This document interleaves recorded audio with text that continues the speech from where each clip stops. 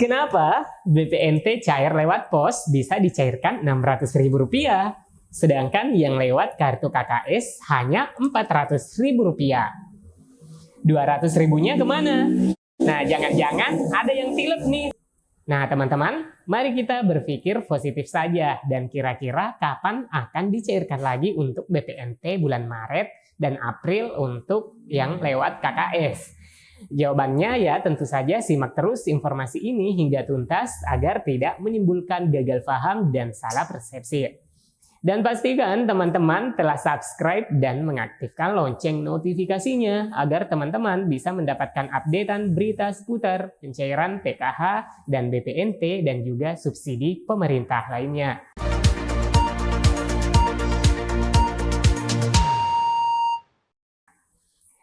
Assalamualaikum warahmatullahi wabarakatuh. Apa kabar teman-teman? Saat ini tentunya yang sudah menarik bantuannya baik itu PKH maupun BPNT-nya bisa bernafas lega. Dan hingga kini dan beberapa hari ke depan pencairan bantuan PKH dan BPNT baik itu melalui PT Pos maupun melalui Bank Himbara. Nah teman-teman, pada kesempatan kali ini saya akan menginformasikan kepada semua sahabat YouTube tentang bantuan sosial PKH plus BPNT ini sudah cair lewat kartu KKS di 431 kabupaten atau kota di seluruh Indonesia. Namun teman-teman perlu mengetahui bahwasanya pencairan bantuan PKH dan BPNT itu pencairannya bergelombang. Jika pada pencairan PKH itu dikenal istilah termin 1, 2, 3, dan seterusnya, nah kalau di BPNT itu istilahnya batch. Nah, oleh karena itu ada juga KPM yang belum mencairkan bantuannya. Nah, selain itu, proses di lembaga bayar juga memerlukan waktu pentransferan. Jadi, tidak bersamaan masuknya ya teman-teman. Dan semoga saja sebelum memasuki bulan suci Ramadan, bantuan untuk para keluarga penerima manfaat ini semuanya sudah bisa diterima. Amin. Ya Rabbal Alamin. Nah tentunya ini bagi KPM yang memang telah di-SK-kan atau ditetapkan sebagai penerima bantuan sosial di tahap pertama baik itu PKH maupun BPNT oleh Kementerian Sosial Republik Indonesia. Jadi bagi yang tidak masuk ke dalam SK sebagai penerima bansos, tidak perlu berharap karena memang tidak akan ada pencairan. Karena dasar pencairan bagi para KPM adalah yang telah mendapat SK dari Kementerian Sosial.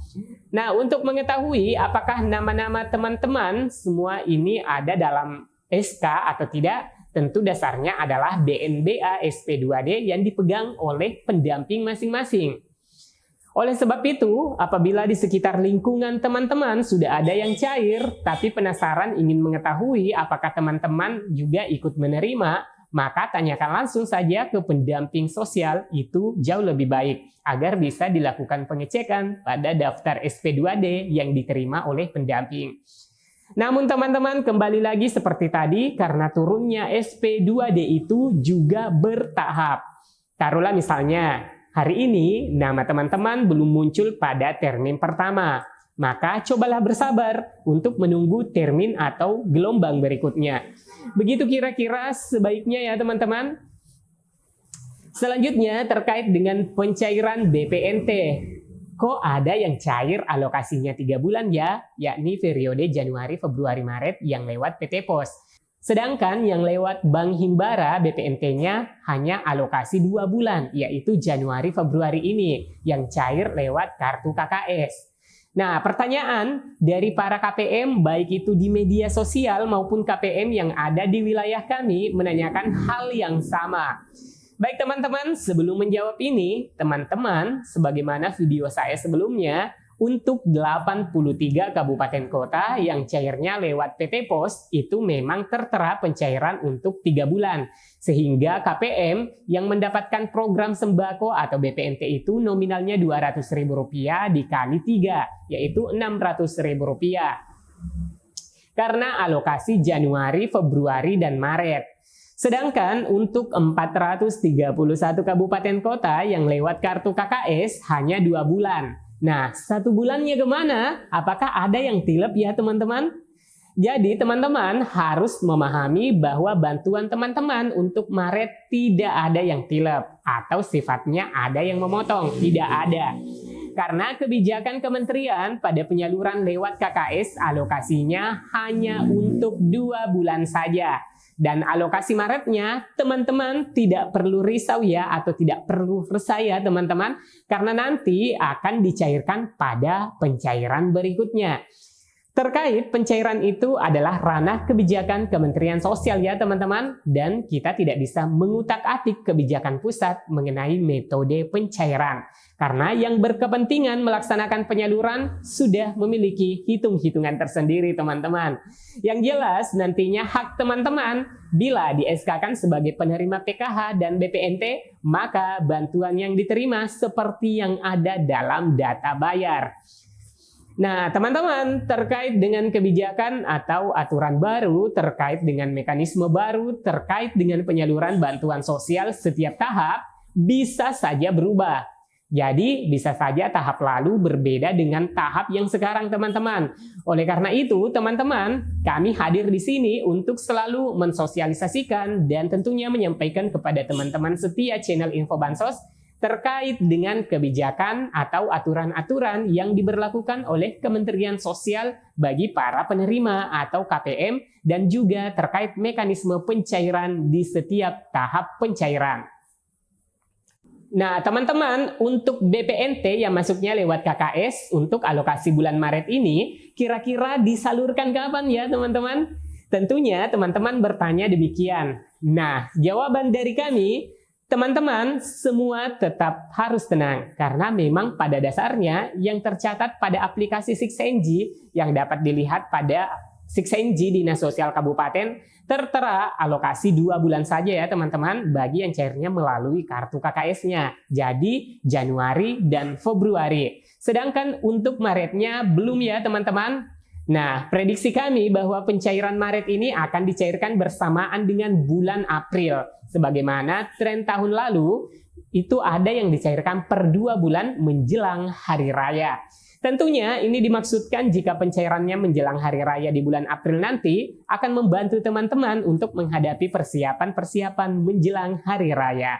Yang tentunya kebutuhan bahan pangan semakin meningkat menjelang Hari Raya. Jadi insya Allah untuk kuota BPNT bulan Maret ini aman ya teman-teman. Dan menurut prediksi saya bersamaan dengan bulan April tahun 2023 untuk yang melalui KKS. Semoga saja ya teman-teman. Mari kita berdoa saja dan semoga diijabah. Dan teman-teman, anggap saja ini adalah merupakan sebuah tabungan untuk menghadapi atau menyambut Hari Raya Idul Fitri. Nah, terkait BPNT yang cair ini harus dicatat ya teman-teman bahwa pencairannya tunai. Ingat ya teman-teman, tunai. Artinya dalam bentuk uang dan tidak ada kewajiban bagi KPM untuk berbelanja di e-warung. Nah, teman-teman, jika ada yang mengarahkan berbelanja di tempat tertentu dan apalagi memaksakan untuk belanja, berarti itu adalah oknum. Dan teman-teman bisa melaporkan ke dinas sosial atau bahkan ke polisi karena sudah jelas dalam surat Kementerian Sosial menyatakan bahwasanya bantuan berupa tunai dan tidak melalui e-warung.